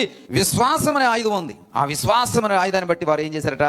యెరికో గోడలను కూలగొట్టారంట. ప్రియ సహోదరుడా సహోదరి, ఈరోజు ఈ మాట మనం చూస్తే వారి యొక్క గెలుపుదు అని. యెరికో గోడలు కూలిపోవడానికి అవకాశం ఏముందా? 7 రోజులు దాని చుట్టూ ప్రదక్షిణ చేయండి, దాని చుట్టూ బోరలు పోదండి, దాని చుట్టూ కేకలు వేయండి. అందులో ఏమన్నా గోడలు కూలిపోవడానికి ఏమైనా అవకాశం ఉందా? మీరు గడ్డపరలు పట్టుకెళ్ళండి, మీరు పెద్ద పెద్ద యంత్రాలు పట్టుకెళ్ళండి, పెద్ద పెద్ద గంపలు పట్టుకెళ్ళండి, దాన్ని పునాదుల నుంచి పెకిలించి వేయండి అని చెప్తే యెరికో గోడలు పడిపోయాయని అంటానికి అవకాశం ఉంటుంది. కానీ ఎక్కడా కూడా చెప్పలేదు. చుట్టూ తిరగండి, పాటలు పాడుతూ తిరగండి, చప్పట్లు కొడుతూ తిరగండి, బోర్లు ఊతూ తిరగండి. 1 రోజు కాదు, 2 రోజులు కాదు, 3 రోజులు కాదు, 7 రోజులు తిరగండి. ప్రియ సహోదరుడు ఆ సహోదరి, ఏమాత్రమైనా అందులో గెలుపు ఉందంటారా? గెలుపు రావడానికి ఏమైనా అవకాశం ఉందంటారా? కానీ ఏమొచ్చిందండి? ఈ గెలుపు ధ్వని ఎవరు విన్నారో తెలుసా? దేవుడైనటువంటి యెహోవా వింటున్నాడు. ఈ గెలుపు ధ్వని ఇజ్రాయెల్లో ఉంచాడు. ప్రియ సహోదరుడు సహోదరి, నీ చుట్టూ ఏమీ లేనట్టే ఉంటుంది, చూడడానికి చెప్పుకోవడానికి అసలు ఏమీ లేదన్నట్టే ఉంటుంది. కానీ నువ్వు గెలుపు ధ్వని వెళ్ళగలిగితే నీ గెలుపు నీకు దేవుడు ఇస్తాడు. గెలుపు ధ్వని వినగలగాలి. ఇప్పటికీ మా తాతయ్య చెప్పిన మాట ఇప్పటికీ గుర్తుపెట్టుకుంటాను. ఇప్పటికీ అప్పుడప్పుడు వస్తే కనుక మా నాన్న అప్పుడప్పుడు జ్ఞాపం చేస్తాడు. ఈజ్ ఆన్ లైన్లో ఉన్నాడు. ఇప్పటికీ అంటుంటాడు, మీ తాత అప్పుడే చెప్పాడరా నీకోసం, ఎంత గొప్ప చెప్పాడు, దేవుని స్తోత్రం కలిగిన గాక. ప్రియ సహోదరుడా సహోదరి, గెలుపు ధ్వని నీ జీవితంలోకి రావాలి. ప్రియ సహోదరి, ఎప్పుడు వస్తుందండి? విశ్వాసమును బట్టి ఈ వాక్యమును నువ్వు తీసుకొని విశ్వాసం తగినట్టుగా నువ్వు జీవితాన్ని కట్టుకుంటే నీలో కూడా ఏమొస్తుందండి? గెలుపు ధ్వని వస్తుంది. అందులో సందేహమే లేదు. ప్రియ సహోదరుడా, సహోదరి, అపవాదికి దేవునికి మధ్యన మాటల యుద్ధం జరుగుతాను. మాటల యుద్ధం జరుగుతాను. అపవాది అంటున్నాడు, అతనికి ఇచ్చినవన్నీ తీసేయి, అన్నీ ఇచ్చావు కాబట్టి నిన్ను పూజిస్తున్నాడు, నిన్ను వెంబడిస్తున్నాడు, నీ మాట వింటున్నాడు. అతనికి కలిగినవన్నీ ఒకసారి తీసేయి, నీ ముఖము మీదే నిన్ను దూషిస్తాడు. 11వ వచనం 1వ అధ్యాయం. నీ ముఖము మీద అతను నిన్ను దూషిస్తాడు. ప్రియ సహోదరుడా, సహోదరి, ఇది దేవునికి అపవాదికి మధ్యలో జరుగుతున్నటువంటి మాటల యుద్ధం. దేవుడు అంటున్నాడు, నా యోబు అలాంటి వాడు కాదు. ఎలాంటి ప్రతికూలతలు వచ్చినా నా యోబు అలాంటి పనులు చేయడు. నా యోబులో ఏముందంటే గెలుపు ధ్వని ఉంది. నా యోబులో ఏముందంటే జయధ్వని ఉంది. ఎలాంటి పరిస్థితుల్లో అతనికి ఇవ్వబడినవన్నీ తీసివేసిన, ఆస్తంతా తీసివేసిన, అతను కలిగిన సంపద అంతా తీసివేసిన, గొర్రెలను తీసివేసిన, మేకలను తీసివేసిన, ఒంటెలను తీసివేసిన, తన కుమారులను తీసివేసిన, తన కుటుంబాన్ని, తన స్నేహితులను తీసివేసిన, అతడు ఏం చేయగలుగుతాడండి? గెలుపు ధ్వని విని గెలుపు కోసం నిలబడతాడు అని ఎవరు చెప్తున్నారు? దేవుడు అయినటువంటి యెహోవా చెప్తున్నాడు. యెహోవా ఛాలెంజ్ చేస్తున్నాడు. ఎవరితో అంటే అపవాదితో. ఇప్పుడు యోబు యొక్క పరిస్థితి చూస్తే 19వ అధ్యాయంకి వచ్చేద్దాం. యోబు యొక్క పరిస్థితి చూస్తే యోబు గ్రంథము 19వ అధ్యాయంలో చూస్తే కనుక 13వ వచనం నుంచి చదువుదాం. నా సోదర జనమును నాకు దూరం చేసి ఉన్నాడు, నా నెలవరలు నాకు కేవలమా అన్ని లేయరు. ఇక్కడ యోబు యొక్క స్థితి చూస్తే కనుక యోబు అంటున్నాడు ఏమిటంటే తన సోదర జనుల గురించి మాట్లాడుతున్నాడు. వారందరూ దూరం అయిపోయారు, నాకు నిలవరలైన వారు కేవలం అన్ని అయిపోయారు. 14వ వచనం చూస్తే నా బంధువులు నా ఎద్దకు రాకై ఉన్నారు. ఆ 2వ భాగం చూస్తే నా ప్రాణ స్నేహితులు నన్ను మర్చిపోయి ఉన్నారు. నా ఇంటి దాసి జనులు నన్ను అసహ్యం అన్యునిగా ఎంచుతారు. నేను వారి దృష్టికి పరదేశినై ఉన్నాను. నేను నా పనివాని పిలువగా వాడేమి పలకగా ఉన్నాడు. నేను వాడిని బతిమాలవలసి వచ్చాను. నా ఊపిరి నా భార్యకు అసహ్యమైన, నేను కనిన కుమారులకు నా వాసన అసహ్యము. ఇది యోబు యొక్క దీనస్థితి. ఈ దీనస్థితిలో యోబు ఏమేమి చెప్తున్నాడంటే తన సహోదరులు అతను విడిచిపోయారు. ఇప్పుడు అపవాదం అంటున్నాడు దేవుడితో, ఏమంటాడు చూడు, యోబు ఆల్రెడీ తిట్టడం మొదలు పెట్టాడు. ఈ తిట్టుడు కార్యక్రమంలో ఎవరిని? మొదట సోదరి మనల్ని తిడుతున్నాడు, 2వది స్నేహితులను తిడుతున్నాడు, 3వది బంధువులను తిడుతున్నాడు, 4వది భార్యను కూడా తిట్టడం మొదలు పెట్టాడు, 5వది తన కుమారులను కూడా తిట్టడం మొదలు పెట్టాడు. చూడండి ప్రియులారా, నా ఊపిరి నా భార్యకు అసహ్యము. 17వ వచనం. నేను కనిన కుమారులకు నా వాసన అసహ్యము. చిన్న పిల్లలు సహా నన్ను తృణీకరించెదరు. నేను లేచుట చూసిన ఎడల బాలురు నా మీద దోషణలు పలుకుదురు. నా ప్రాణ స్నేహితులందరికీ నేను అసహ్యుడనైతేనే, నేను ప్రేమించిన వారు నా మీద తిరగబడి ఉన్నారు. యోబు ఒక్కొక్కరిని లిస్టప్ చేస్తున్నాడు. తన భార్య ఎలా నడిచింది? రే, నీ దేవుడిని దూషించి చచ్చిపో. ఎవరన్నమాట ఇది? భార్య అన్నమాట. ఆ భార్యకి ఏమైందంటండి యోబు యొక్క ఊపిరి అసహ్యమైపోయింది. నీ ఊపిరిలో నేను ఊపిరినై ఉంటాను, నీ పాదం మీద పుట్టుమచ్చనై ఉంటానని పెళ్లిపేటల మీద ఎన్ని బాగా చెప్తారు. అవునండి కదా? అవునండి కదా? ఏమంటారండి? నీ పాదం మీద పుట్టుమచ్చనై ఉంటాను, నీ ఊపిరిలో నేను ఊపిరిని, నీకోసం నా ఊపిరిని ఇచ్చేస్తాను, నా ఊపిరన్నా ఆగిపోతే ఏమో కానీ నీ ఊపిరి ఆకుండా నేను చూస్తాను. ఎన్ని గొప్పలు చెప్తారో. ఇక్కడికి వచ్చేటప్పటికి ఏమంటున్నారండి? యోబు యొక్క ఊపిరి తన భార్యకి ఏమైపోయిందంటండి? అసహ్యమైపోయిందంట. ఇంకా యోబు యొక్క శరీరం నుండి వాసన వస్తుంది. ఎందుకని? ఆ కురుపులు, గాయములు, వాటిని అన్నిటినీ చూస్తుంటే కనుక చాలా దుర్వాసన వస్తుంది. అతనికి ఎవరు కూడా అతని దగ్గరికి రావడానికి ఇష్టపడతలేదు. ఇలాంటి దుర్వాసన కలిగినటువంటి శరీరం నుండి వాసన వస్తుంటుంటే తన కొడుకులు అతన్ని అసహ్యపడుతున్నారంట. అంటే కుటుంబీకులందరూ ఇతను బాగున్నప్పుడు పార్టీలు చేసుకున్నారు. ఇతను బాగున్నప్పుడు రోజు ఈవినింగ్ డిన్నర్ పార్టీ, రకరకాలైన వేషాలు వేశారు. కొడుకులు కూతుర్లు ఏం చేశారండి? పార్టీలు చేసుకున్నారు. ఇప్పుడు తన తండ్రికి ఇలాంటి పరిస్థితి వస్తే ఏం చేస్తున్నారండి? అసహించుకుంటున్నారు. డాడీ దూరం వెళ్ళిపో, డాడీ దూరం వెళ్ళిపో. ఎందుకని? నీ నుండి వాసన వస్తుంది. ప్రియ సహోదరుడా, సహోదరి, తల్లిదండ్రులను ఎంతమంది ఎలా అసహించుకోవట్లేదో? తల్లిదండ్రులను, పెద్దలను అసహించుకునేటువంటి పిల్లలు లేరా? వారిని దూరంగా ఉండమంటారు. మా స్నేహితులు వస్తున్నారు, నువ్వు ఆ గదిలో ఉండంటారు. పార్టీకి వెళ్తున్నావు, నువ్వు ఇంట్లోనే చావంటారు. సింగారించుకుని పోతారు వీళ్ళు. ప్రియ సహోదరుడా, సహోదరి, రేపు నీకు ఒక రోజు అలాంటిదో వస్తుంది. అప్పుడు నీ బిడ్డలు, నీ కోడళ్ళు, నీ కొడుకులు ఏం చేస్తారు? నిన్ను కూడా అలాగే అంటారు. అందులోనే ఉండి ఇంట్లో పార్టీకి పోతున్నామంటారు. ప్రియ సహోదరుడా, సహోదరి, యాకోబు తన తండ్రిని మోసగించాడు. కానీ యాకోబుని ఎంతమంది మోసగించారండి? కొడుకులందరూ మోసగించారు. ఇస్సాకుని ఒక్కడికే మోసగించాడు. కానీ యాకోబుని కొడుకులందరూ మోసగించారు. చివరికి గారాల పట్టి అనుకున్నటువంటి దీనా కూడా ఆమె ఎంతో గారంగా పెంచారు. గారముగా ఒకరితే కుమార్తె అంతమంది కొడుకుల మధ్యలో ప్రియులరా గారముగా పెంచారు. ప్రియ సహోదరుడా, సహోదరి, ఎవరినైతే గారముగా పెంచారో వారిని బట్టి ఏమొస్తుందని తెలుసా? ఊరి వస్తుంది. వారిని సరైన క్రమంలో నువ్వు పెంచకపోతే, గారం చేయి మంచిదే, తప్పేంగా తమ్ముడా, గారం చేయి మంచిదే తమ్ముడా, చెల్లి, అక్క, మంచిదే. కానీ వారికి నేర్పించవలసిన క్రమమును నేర్పించకపోతే అది ఒక రోజున నీకు ఉరి అవుతుంది. వారిని బట్టే నీకు నింద వస్తుంది, వారిని బట్టి అవమానం వస్తుంది, వారిని బట్టి నీకు నీ పేరు చెడిపోతుంది. ప్రియ సహోదరుడా, సహోదరి, ప్రియ సహోదరుడా, సహోదరి, సత్యం, ఈ మాట సత్యం. రాసి పెట్టుకోండి. నేను పలానా పేర్లని చెప్పను, కానీ అది జరిగినప్పుడు చెప్తా. ఎందుకంటే ఇప్పుడే చెప్తే కాబట్టి ప్రియ సహోదరుడా, సహోదరి, జరిగినప్పుడు చెప్తా. ప్రియ సహోదరుడా, సహోదరి, కాబట్టి ఈ మాట నెరవేర్చబడక ముందు ఏం చేయాలా? పిల్లలను నీ క్రమంలో పెంచు, నీ క్రమశిక్షణలో పెంచు, నీ యొక్క అడుగుజాడలో, దేవుని యొక్క అడుగుజాడలో పెంచు. ప్రియ సహోదరుడా, సహోదరి, ఏలికి వినబడినటువంటి స్వరం ఎవరికి వినబడుతుందో తెలుసా? సమయాలకు వినబడుతుంది. ఏలికి వినబడతలా? ఎవరికి వినబడుతుందండి? సమయాలకు వినబడుతుంది. ఎంత చిన్న బాలుడు పాలు విడిచినటువంటి సంవత్సరం, అంటే ఆ సంవత్సరమే పాలు తాగడం మానేశాడు. అంత చిన్న వయసులో దేవుని యొక్క స్వరము వినగలిగేటటువంటి ఆ ధన్యత చిన్న బాలుడికి. ప్రియ సహోదరుడా, సహోదరి, సేవకుడు లేనటువంటి ధన్యత ఎవరికి ఇవ్వబడిందండి? బాలుడు.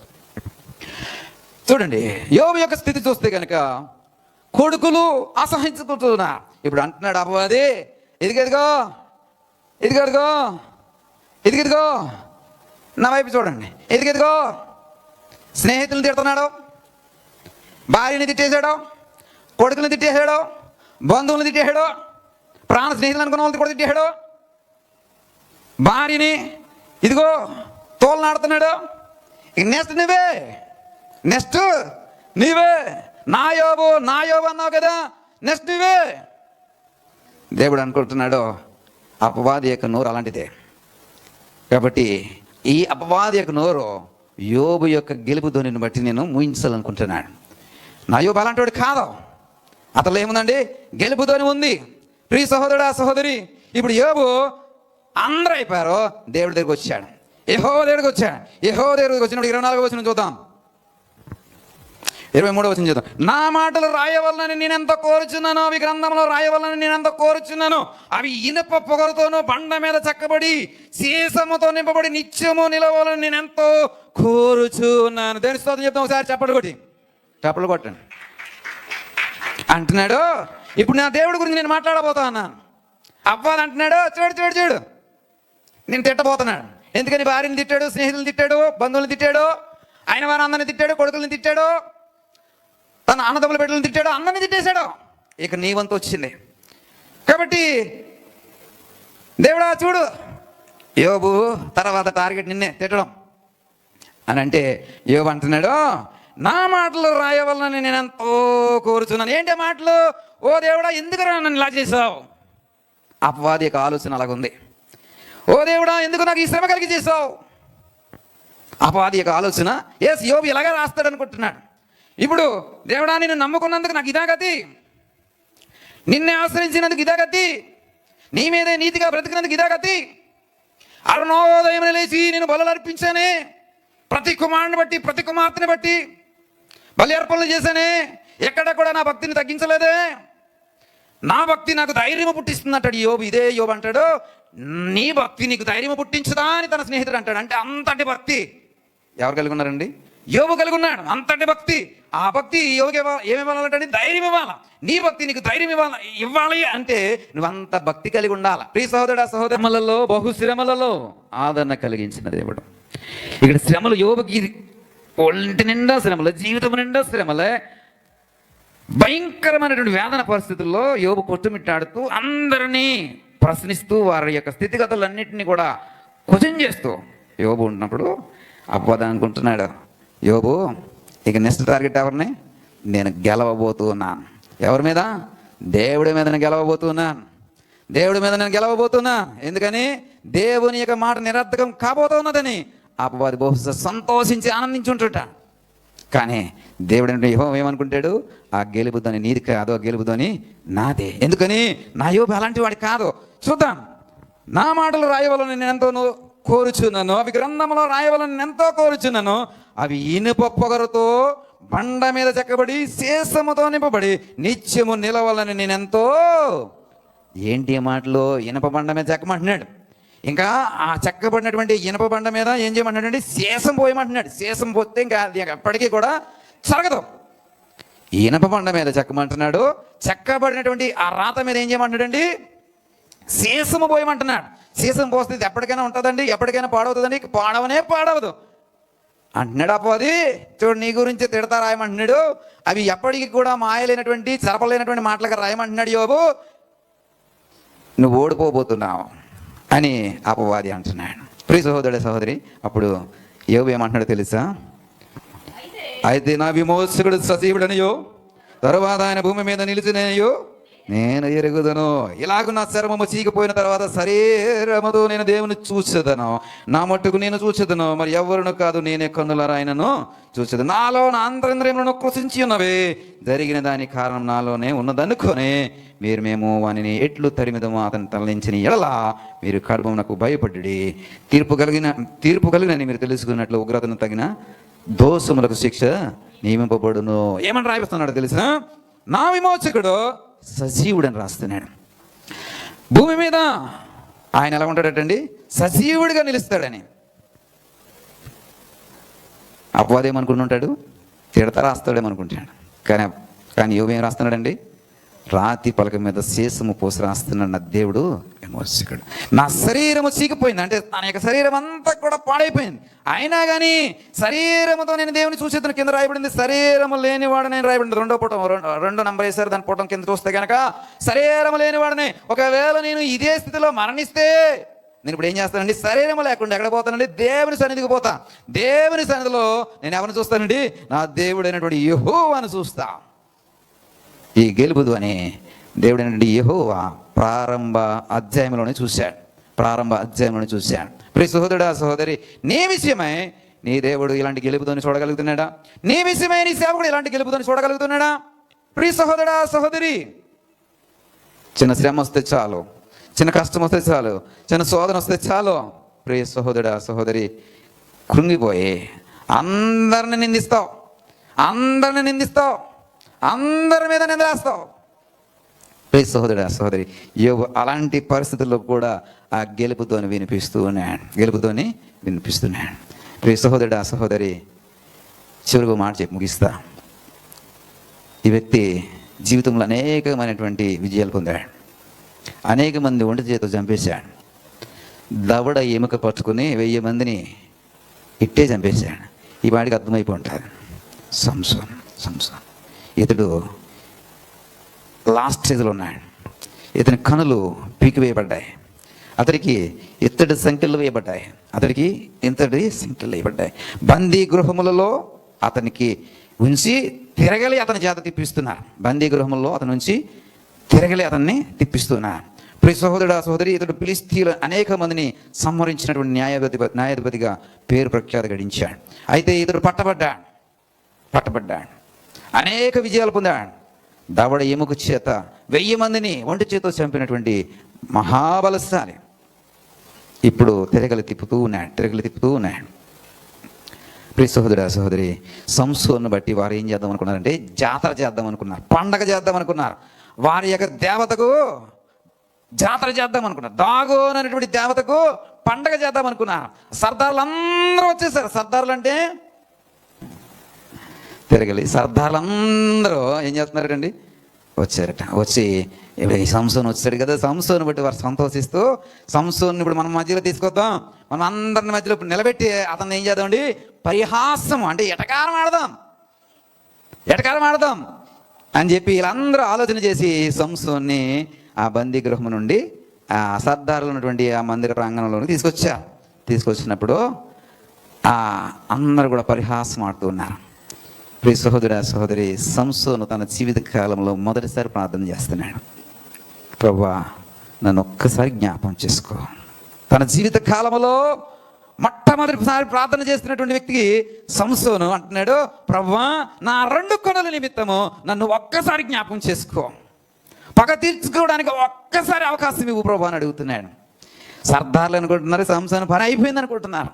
కానీ సంసోను ఏమంటున్నాడు తెలుసా, తనలో ఉన్నటువంటి గెలుపుతోని వింటున్నాడు. ఎందుకని ఎప్పుడు అడగలేదు. ఎప్పుడు తన బలమును బట్టి జుట్టు విరబూసుకుని ఆ నాజీరు వ్రతం పొందినటువంటి రీతిని బట్టి, అతనికి స్వభావ రీత్యా దేవుడిచ్చినటువంటి శక్తిని బట్టి ఎక్కడ పడితే అక్కడ ఏం చేశాడండి, విరుచుకుపడి గెలిచిన వాడిగా ఉన్నాడు. తన బలమును బట్టి, తనకున్నటువంటి తనకున్నటువంటి సామర్థ్యాన్ని బట్టి. ఇప్పుడు బలము ఉడికిపోయింది, కన్నులు పీకివేయబడ్డాయి, తిరగలు తిప్పుతున్నాడు, ఎత్తడి సంఖ్యలు వేసేసారు, 2 స్తంభములకు మధ్యన అతన్ని కట్టి వేశారు. అతన్ని పట్టుకున్నటువంటి తన దాసుడు అంటున్నారు,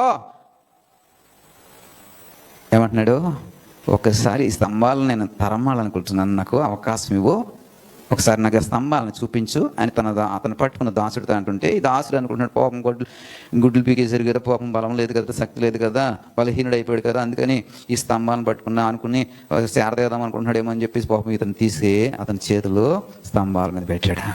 రే సహోదరుడా సహోదరి, ముందే స్తంభాల మీద చేయి పెట్టాడు. మీరు అక్కడ వాక్యాన్ని చూసినట్లయితే 6వ అధ్యాయంలో కనబడుతూ ఉంటుంది. 16వ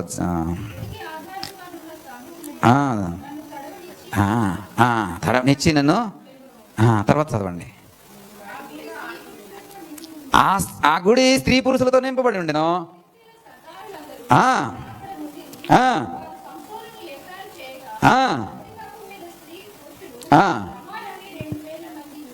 3,000 మంది, 1000 మందిని తగ్గించేస్తే ఎలాగమ్మా, సంవత్సరం బలం తగ్గిపోదు.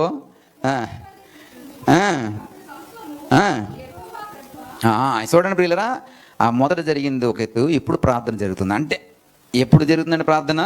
ఇవన్నీ అతను సెట్ చేసుకున్నాడు. ఏంటి, ఆ స్తంభాలను పట్టుకోవడము, ఇవన్నీ కూడా దాసుని అడిగి ఆ స్తంభాలన్నీ కూడా ఎక్కడ ఉన్నాయో తడిము పట్టేసుకున్న తర్వాత అప్పుడు ప్రార్థన చేస్తున్నాడు. అంటే సంసోను దేన్ని నమ్మాడండి, నా దేవుడు నాకు సహాయం చేసి గెలుపుదు అని నాలో కలగజేస్తాడని నమ్మాడు. అప్పుడు ప్రార్థన చేస్తున్నాడు, యెహోవా ప్రభువా నన్ను జ్ఞాపకం చేసుకో, దయచేసి జ్ఞాపకం చేసుకో, ఈ 2 కన్నుల నిమిత్తము నాకు ఒక్కసారి సహాయం చేయి. ప్రియ సహోదరుడా సహోదరి, ఈ గెలుపుదు అని సంసోను వింటున్నాడు. దేవుడు అంటే యెహోవా సంసోనికి బలం ఇచ్చాడు. ప్రియ సహోదరుడు, 2 స్తంభాలు పెట్టుకుని ఊపితే గుడి మొత్తం కూలిపోయింది. ప్రియ సహోదరుడా సహోదరి, తన జీవిత కాలంలో అతడు సంహరించినటువంటి శత్రువుల సంఖ్య కంటే ఆ రోజు అతడు హతము చేసినటువంటి జనుల సంఖ్య అధికము. గెలుపుదు అని నువ్వు నిరాశ, నిస్పృహలు, బలహీనమైన శక్తిహీనమైన స్థితి, అన్నీ కోల్పోయి ఏమీ లేనటువంటి స్థితిలో కూడా నువ్వేమనగలగో తెలుసా? నీ దేవుణ్ణి నమ్ముకుంటే నువ్వు గెలుపుతోని వినగలుగుతావు. నీ దేవుణ్ణి నమ్ముకుంటే గెలుపుతోని వినగలుగుతావు. ప్రియ సహోదరా, ఊపిరిపోయే దశలో ఒక పాట ఉంటుంది, ఊపిరిపోయే దశలో ప్రియ సహోదరా నీవే నా ప్రాణం, నాకు ఊపిరినిచ్చే దేవుడవు, ప్రాణం ఇచ్చే దేవుడవు. ప్రియ సహోదరుడా సహోదరి, నీ దేవుడు నువ్వు అనుకుంటే నీకు ప్రాణం పోయే దశలో కూడా ఆయన నీకు గెలుపుతోని వినిపిస్తాడు. దేవుని స్తోత్రం చెప్దాం. హల్లెలూయా హల్లెలూయా. గిద్యోను న్యాయాధిపతి 7వ అధ్యాయం 18వ వచనం ఒకసారి చదివి ముగించేద్దాం, ప్రార్థన చేసుకుందాం.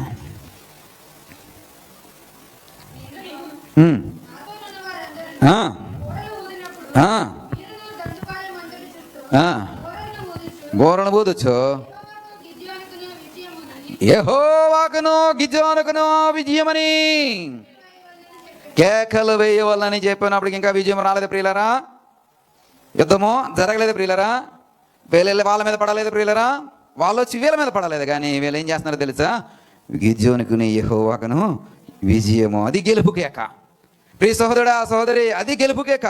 నువ్వు ముందుగానే ప్రకటించగలగాలి నీ గెలుపుని, నువ్వు ముందుగానే అనౌన్స్ చేయగలగాలి నీ యొక్క విజయపు ధ్వనిని. ప్రియ సహోదరుడా సహోదరి, నీ భవిష్యత్తు, నీ ఆత్మీయ జీవితం, క్రీస్తులో కట్టబడుతున్నటువంటి నీవు ఈ గెలుపు ధ్వని ఎప్పుడు వినాలండి? ఇప్పుడే వినే ప్రయాసన కలిగి ఉండు, ఇప్పుడే వినే ప్రయాసన కలిగి ఉండు. చివరిగా ఇంకో మాట చెప్తాను. ఏలియా గెలుపు ధ్వని వింటున్నాడు. ఎప్పుడో తెలుసా? కరువు వచ్చి 3.5 సంవత్సరాలు ఆ ప్రాంతం అంతా కూడా కరువుతో అలమటిస్తున్నప్పుడు దేవుడు ఏంటంటే యెహోవా అంటున్నాడు, నువ్వు పోయి ఆ రాజుతో చెప్పు ఏమని, వర్షం రాబోతుందని అని ఏలియాతో చెప్పినప్పుడు ఏలియా పోయి ఈ మాటను ఆ రాజుకి చెప్పాలని చూస్తాడు. ఈ క్రమంలో చాలా జరుగుతుంది, అయితే మీకు బ్రీఫ్గా చెప్పేస్తా. అయితే అక్కడ బయలు ప్రవక్తలను ఏలియా వధించినట్టుగా చూస్తాం. ఎందుకని? వారి మధ్య జరిగినటువంటి ఆ పోటీలో, పోటీ కాదు, వాళ్ళ మధ్య జరిగినటువంటి యొక్క ఏమంటారు, నీ దేవుళ్ళు అయితే వాళ్ళని, మీ నిజ దేవుళ్ళని ఆరాధిస్తే కనుక ఆ దేవుడు వచ్చి బలి యొక్క కట్టెలను వెలిగించలేనటువంటి ఒక బయలు ప్రవక్తలతో ఛాలెంజ్ చేసినటువంటి ఏలియా, ఆ క్రమంలో దేవుడు అయినటువంటి యెహోవా ఏలియాకి సహాయం చేసిన తర్వాత ఏలియా ఏం చేస్తాడు? బయలు ప్రవక్తలందరినీ పట్టుకుని వారిని వధించమని చెప్తాడు. అక్కడతో ఆ కథ అయిపోతే ఆ తర్వాత నెక్స్ట్ కథ ఏమిటంటే, ఆ వధ జరగగానే ఏలియాకి ఏమేమి పడుతుందంట? 1వ రాజుల గ్రంథము 18వ అధ్యాయము 41వ వచనం. పిమ్మట ఏలియా విస్తారమైనటువంటి వర్షము వచ్చినట్లుగా ధ్వని పుట్టుచు ఉన్నదే. ఏలియా అంటున్నాడు ఏమిటంటే, 3.5 సంవత్సరాల నుండి వర్షం లేదు, కరువు, ఎక్కడ కూడా పంట లేదు, ఒక నీరు చుక్క కూడా లేదు. కానీ ఏలియాకి ఏం కనబడుతుంది తెలుసా? విజయపు ధ్వని కనబడుతోంది, గెలుపు ధ్వని కనబడుతోంది, వర్షపు ధ్వని వినబడుతోంది. ఎంతటి వర్షం అంటే అది విస్తారమైనటువంటి వర్షం అంట. ఆ ధ్వని వినిపిస్తుందంట. అప్పటికి ఇంకా ఏమీ లేదండి, వర్షం లేదు, ఏమాత్రం కూడా మేఘం లేదు. ఏలియా పోయి తన దాసుడితో అంటున్నాడు, పోయి చూడు అంటే ఏలియా యొక్క దాసుడు పోయి చూసి వచ్చి, నాకు ఏమీ కనిపించట్లేదు, ఏ విధమైనటువంటి మేఘము రావట్లేదు. ప్రియ సహోదరుడా సహోదరి, కానీ ఏలియాకి ఏం వినబడుతుందో తెలుసా? విస్తారమైనటువంటి వర్షము పడుతుందనే ధ్వని నాకు వినబడతా ఉంది. ఆ రాజుతో అంటున్నాడు, నువ్వు పోయి త్వరగా రథం ఎక్కి పో, భోజనం చెయ్యి, ఎందుకంటే ఈ విస్తారమైనటువంటి వర్షములో నువ్వు చిక్కుకుంటే నువ్వు ఇంటికి చేరుకోలేవు, కాబట్టి నువ్వు ముందే పో అని చెప్పి ఏలి ఎవరిని హెచ్చరిస్తున్నాడండి? ఆహాబు రాజుని హెచ్చరిస్తున్నాడు. ప్రియ సహోదరుడా సహోదరి, ఈడేంటి అసలు వర్షమే లేదు 3.5 సంవత్సరాల నుండి. కొన్ని ఏమైనా మేఘం పట్టిందా అంటే మేఘం అసలు ఒక మేఘం కూడా లేదు. మబ్బు పట్టిందంటే మబ్బు లేదు. కారు మేఘం పట్టిందంటే కారు మేఘం లేదు. ఈడేంటి నన్ను ముందే పోమంటున్నాడు, ఇంటికి పోయి భోజనం చేయమంటున్నాడు. ఈ వర్షం వస్తే నేను ప్రయాణము చేయలేనటువంటి వర్షం వస్తుందని చెప్తున్నాడు. ఎవరండి? అహాబు రాజు యొక్క మనసులో ఉండే మాట. కానీ ఏలియా మనసులో ఏముందో తెలుసా? గెలుపు ధ్వని, విస్తారమైన వర్షం వస్తుంది అనేటువంటి ఆ దర్శనాన్ని ఏలియా చూస్తున్నాడు. పోయి చూడు. అయ్యా లేదయ్యా. మళ్ళా ప్రార్థన చేశాడు, మోకాళ్ళ మీద తన తలలో ఉంచి ప్రార్థన చేస్తున్నాడు. మళ్ళా పోయి చూడు. అయ్యా లేదయ్యా. మళ్ళా ప్రార్థన చేస్తున్నాడు, పోయి చూడు. అయ్యా లేదయ్యా. అలాగే 7 పర్యాయములు వెళ్ళిన తర్వాత 7వసారి తన దాసుడు అంటున్నాడు, మనిషి చెయ్యి అంత అరచేతంత మేఘము నాకు సముద్రము నుండి అరచేతంత మేఘము పైకెక్కుట నేను చూచాను. ప్రియ సహోదరుడా సారీ, అరచేతంత మేఘము ఇప్పుడు ఎంత వర్షం ఇవ్వబోతున్నట్టండి? అది గెలుపు ధ్వని అంటే, అది చూడడం అంటే, అది ప్రియ సహోదరుడా సహోదరి, నీ కుటుంబంలో, నీ వ్యక్తిగత జీవితంలో, నీ ఆత్మీయ జీవితంలో ఇలాంటి ఫలములను చూడాలి. ప్రియ సహోదరుడా సహోదరి.